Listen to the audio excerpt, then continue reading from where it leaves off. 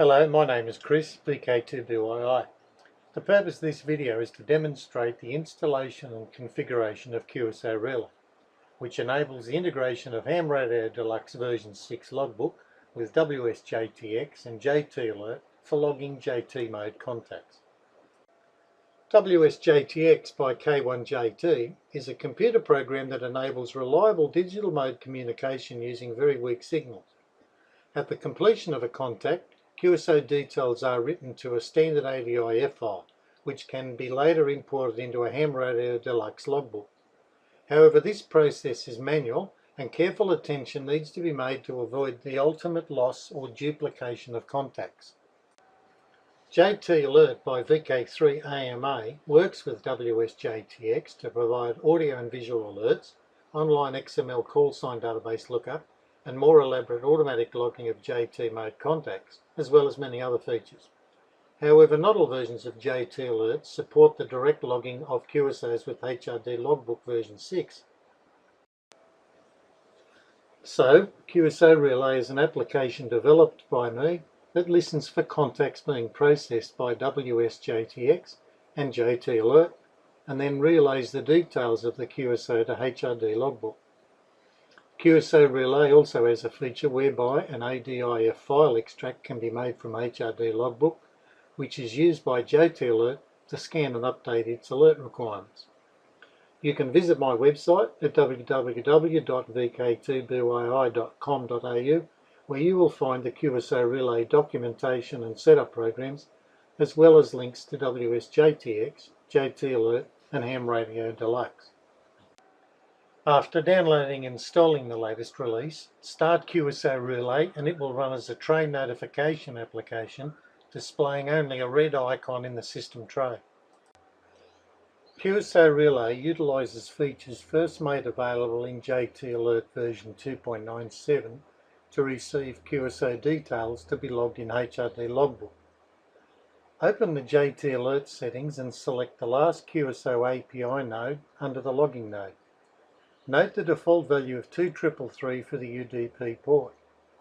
JTAlert automatically transmits a UDP packet on this port number that contains the details of the contact being logged. Click on the red icon in the tray to display the QSO Relay context menu. Select the Configure QSO Relay item to display the options dialog. Make sure that the incoming IP address value matches the value specified in JTAlert. Next, make sure that the incoming UDP port number matches the same value specified in JTAlert.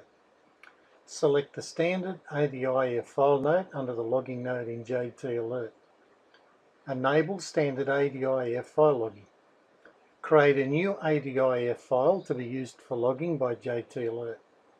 Click the Select button in QSO Relay and browse to the same file you just created in JTAlert.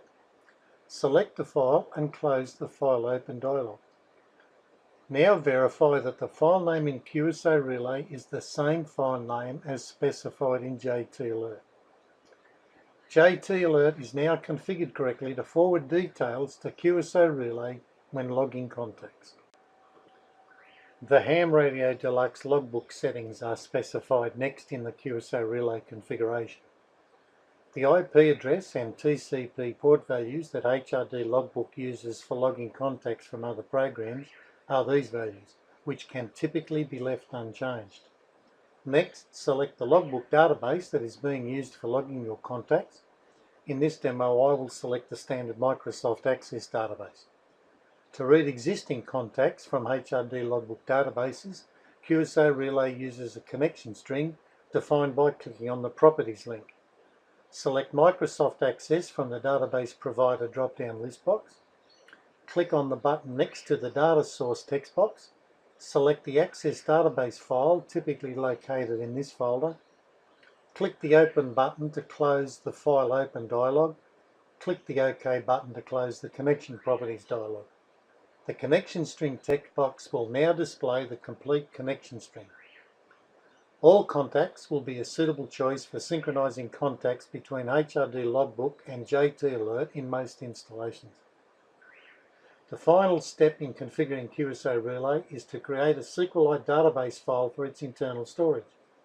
Click on the Create Push button to create the SQLite database file. After entering a file name, click the button to create the file. The full path name will then be displayed in the SQLite database file text box. QSO Relay is now configured correctly to add contacts to the selected HRD logbook database, as well as to extract contacts from the same database to synchronize with JTAlert. After you have logged a number of contacts, you will begin to receive confirmations via LATW, EQSL or by QSL card. This will result in updates in your logbook, and you will want to propagate these back to JTAlert. QSO Relay will extract all rows from the HRD logbook and write an updated ADIF file as part of the synchronized databases process that can be initiated from the QSO Relay menu. Select the Scan Log and Update option in JTAlert after that, so that it will read this updated ADIF file and update its alert requirements with any confirmations. If a contact is logged by mistake, delete the contact in QSO Relay by selecting the Delete a Contact option, and be sure to delete the same contact in HRD Logbook. Alternatively, you can delete the unwanted contact from HRD Logbook only and then synchronize databases. For further information regarding QSO Relay, please refer to the documentation available for download from my website. You should also subscribe to the QSO Relay support forum on Groups.io by entering your email address in the text box and clicking subscribe. Alternatively, you can visit the Groups.io support group and sign up. Thank you for your interest. 73. This is Chris, VK2BYI.